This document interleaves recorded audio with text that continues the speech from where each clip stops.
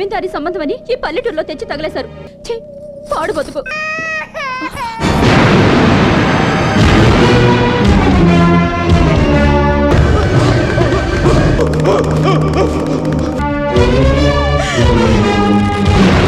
పెళ్ళం ఉండగా వీడు, మొగుడుండగా ఇది, అందరి కళ్ళు కప్పి పొరలడానికి పోతున్నారు. రాయ్, కొట్టండ్రా వీళ్ళ గుండు.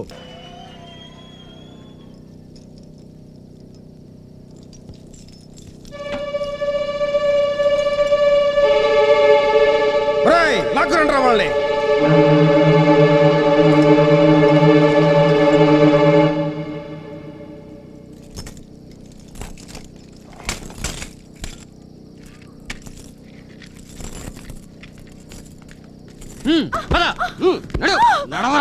నాయన సుయోధన, ఇక్కడ ఏమి జరుగుతున్నది? రాయ్, నీ పెళ్ళాన్ని వాడు ఎవడో లేపుకెళ్తున్నాడు రా. కలుదేరు. అయ్య బాబాయ్, నా వైపు.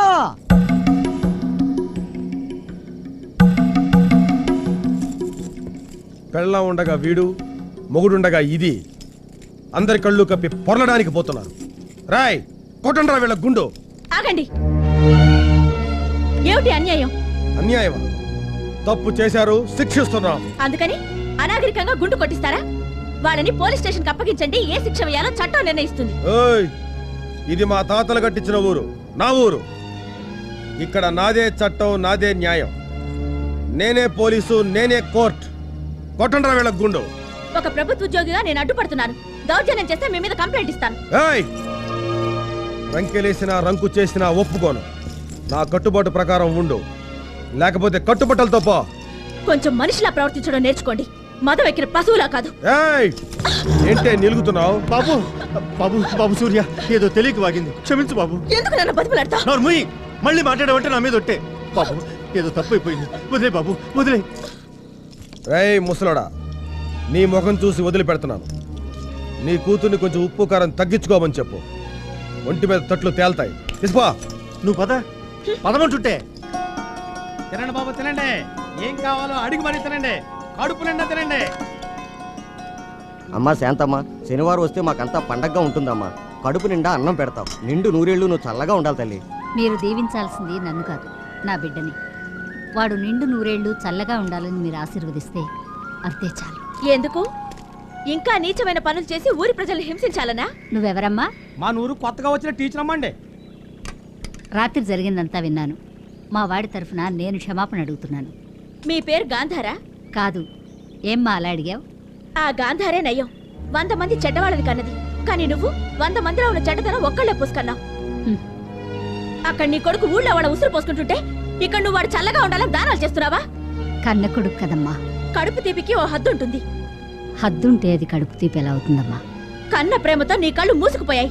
అందుకే 10 మందికి అపకారం చేసే పాముని 10 కాలాలు బతకాలని దానాలు చేస్తున్నావు. వాడు పాము కాదమ్మా, పసివాడు. పాపాలు చేసేవాడు నీకు పసివాళ్ళ కనబడుతున్నాడా?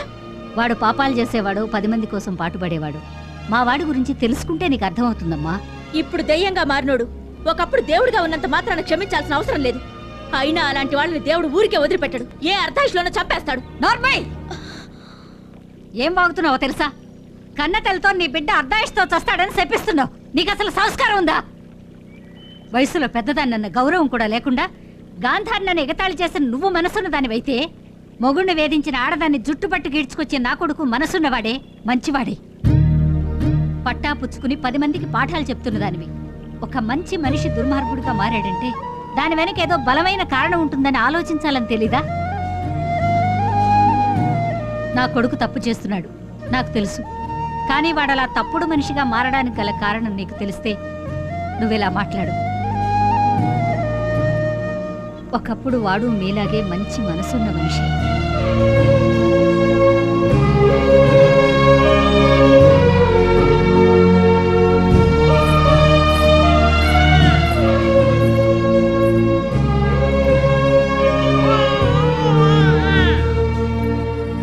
నా గొరిట చూడండి, బాగా పండిందా? సరిగ్గా కట్టవే. అడుగు, మా తమ్ముడు చూడు.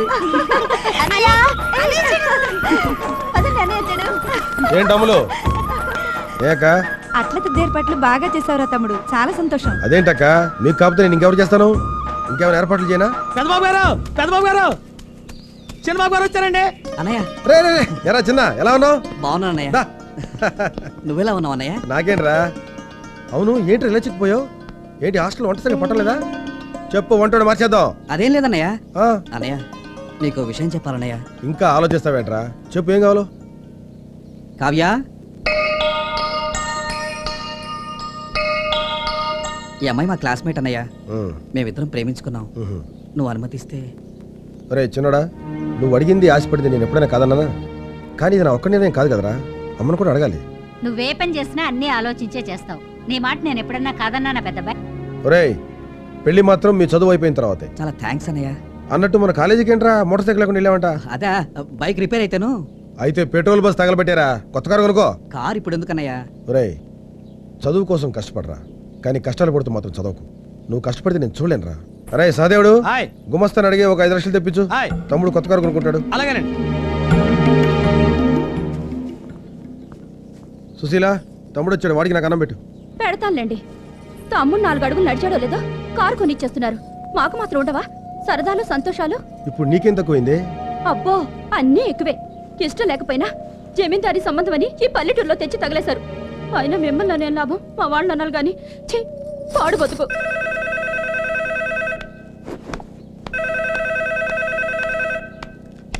హలో సూర్య గారు, మీ తమ్ముడు హాస్పిటల్లో ఉన్నాడు. అలా? అవును, మీరు వెంటనే బయలుదేరండి. చిన్న డాక్టర్, ఐఎమ్ సారీ. రే తమ్ముడు, తమ్ముడు, రే తమ్ముడు, ఏమైందిరా? రే అన్నయ్య, కావ్య నన్ను మోసం చేసిందన్నయ్య. నీకంటే అర్హత ఉన్న వ్యక్తిని ప్రేమించాను, పెళ్లి చేసుకుంటున్నాను. ఇక నుంచి మన ఇద్దరం మంచి ఫ్రెండ్స్ లో మిగిలిపోతా ఉంది. మరి మన విషయం ఏంటని అడిగితే నీ ప్రాక్టికల్ మ్యాన్ అందన్నయ్య. అన్నయ్య, అందరి పెద్దల్లో నువ్వు మా ప్రేమని కాదనుంటే మాకే గతి పట్టేది కాదన్నయ్య. నట్టెట్లు దూకినా బతకచ్చేమో కానీ ఆడదాన్ని నమ్మితే నిట్టని రుణం ముంచేస్తుందన్నయ్యా. డిగ్రీ ఫస్ట్ క్లాస్ తో నీ దగ్గరికి రాకుండానే మాట తప్పినందుకు క్షమించన్నయ్యా.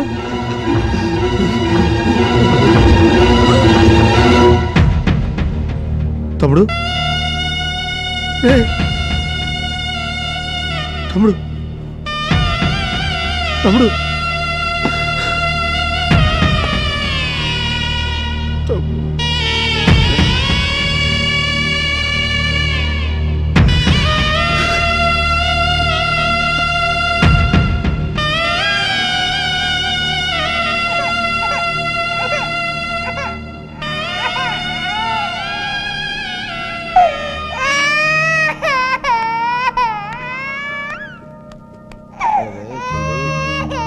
అమ్మా, అమ్మా, సుశీల, సుశీల, సుశీల.